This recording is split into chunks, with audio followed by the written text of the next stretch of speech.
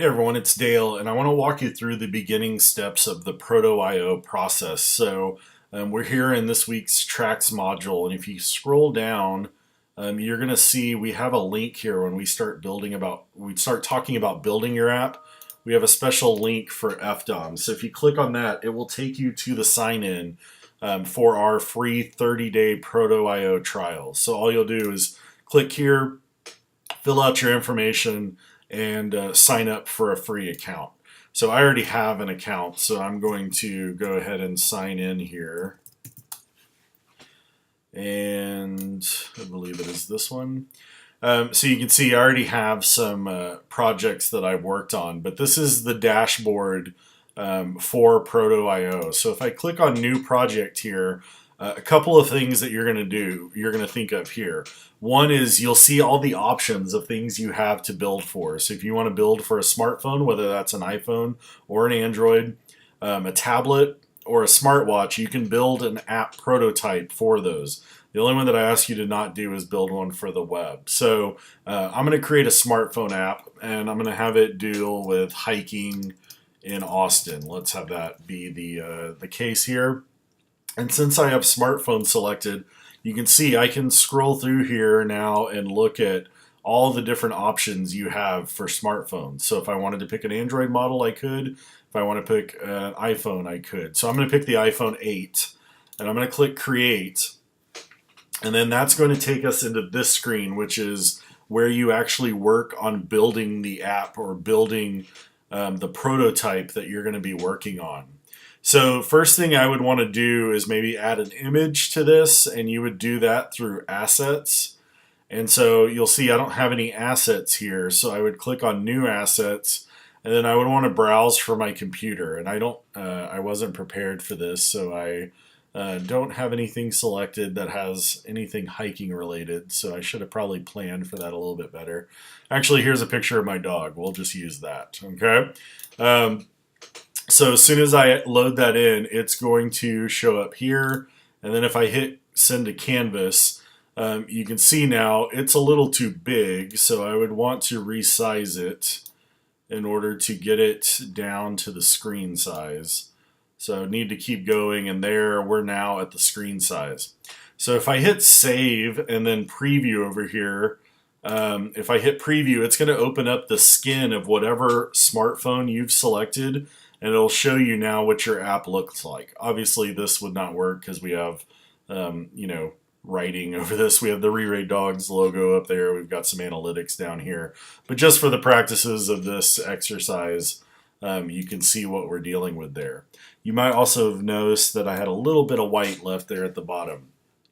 So one thing you'll probably want to do, it'd be really hard, especially if you want text over an image that has a lot of colors on it, to actually see that text. So you can deal with the opacity over here.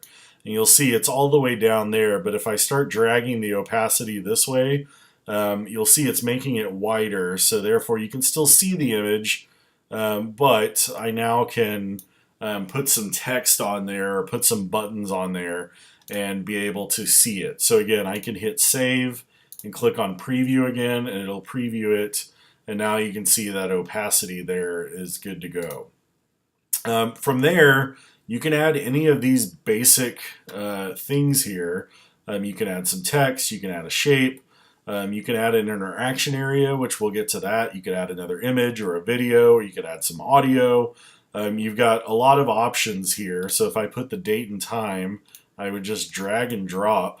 And now this would be constantly updated, I believe, if I hit save and preview again. So it should stay updated with the current time and date there. But you can just play around with these different options here. Let's say that I wanted some text as a title. Hiking with dogs, or let's do hiking in Austin with dogs, which would actually be the name of my app.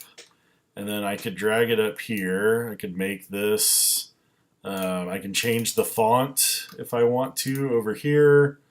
So I'm just going to pick, not Comic Sans, but let me go down, let's see.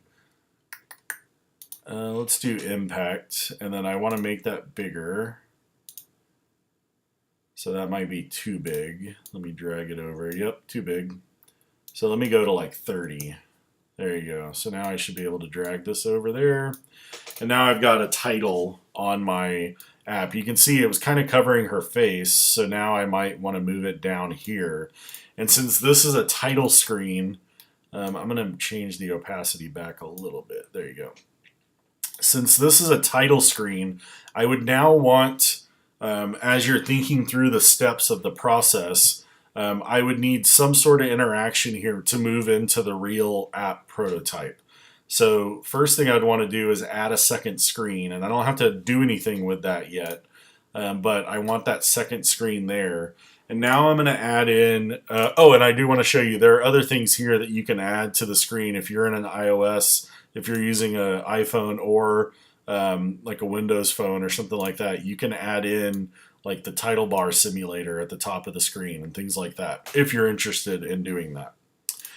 But now I want to add in an interaction area. So if I drag this, there are several different things I could do with this. And for now, I'm just going to keep it this way. And I'm going to drag this down to like right there. Okay. So I have this interaction area here, and I could have made any of these things an interaction. If I would have pulled a shape over and then changed the shape here to just a square, I could have done that. Okay, so it applies to anything. But here in Inspector, if I click this right here and click on the little lightning bolt, so you have to click on the icon that you want to have an interaction, then you click on Inspector, then you click on the lightning bolt. And I want to now add an interaction.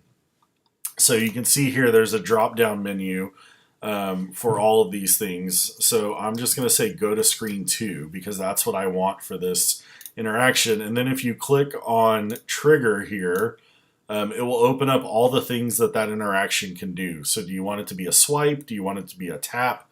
Do you want it to be a pinch? Any of those will work. I'm going to hit tap, and then it's going to ask for an action. So you have to name the interaction something, and then you pick what you want it to do. So since I titled this go to screen 2, and what I want it to do is when somebody touches this button, it would go to screen 2. So I hit go to screen, and then I want to hit screen 2. I want to save that interaction, and now let's save this, and let's preview again. And so now you can see we've changed the opacity a little bit.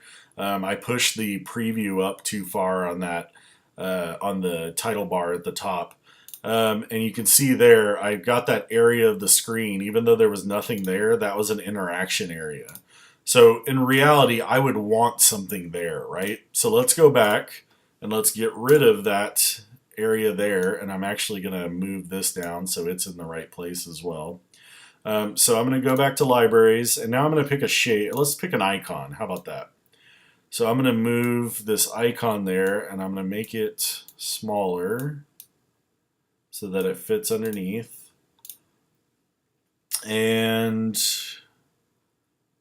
I was trying to see if I could change that icon, because a light bulb is not exactly what I was looking for, but that's fine. It'll work for the purposes of this. So now again, if I click on that icon, go over here and do new interaction, again, because I already deleted that other one, it got rid of the interaction. So I want to do click to screen 2, I want to go to screen, and I want to go to screen 2. So I'm going to save that interaction, save again, let's preview again. So now you can see the title bar is fixed, and we have our little light bulb here, and if I click on the light bulb, it has now taken me to screen 2. Remember, I have nothing built for screen 2 just yet, but we know it's working because I click on it and it goes there. So you could then go on to build more things and continue on with your app prototyping from that point on. So lots of opportunities here. Really, it's about experimenting with these things, trying new things, make it your own, customize it. But first things first, you should really be figuring out what it is you want your app prototype to do. What problem is it going to solve? Like we talked about in lecture. So figure that out first before you then go in and start actually building your prototype. Because if you don't have the problem, you're just going to be wasting time trying to build something that you're not even sure what you're doing yet with it. So spend some time brainstorming, play around with all these options here in the library. Add a few things to it to see if that's really what you want to do. For instance, I could add, let's see, I could add a button here or a label, anything like that you can add and customize. You can not only do that, but you can change the colors. So if I wanted this to be black, I could do that, hit done. I could add a border to it. Any of those things, you have the options and the capability to plug and play with a lot of these. Okay, so experiment with it with Proto.io. You should have a 30-day preview of this, so plenty of time to work on your prototype because it's due in 2 weeks. And so we'll continue to go over this next week in lab, and in this week's online module first, and then next week in lab as well. We'll have more time working with Proto.io so you can have plenty of hands-on time building your app prototype.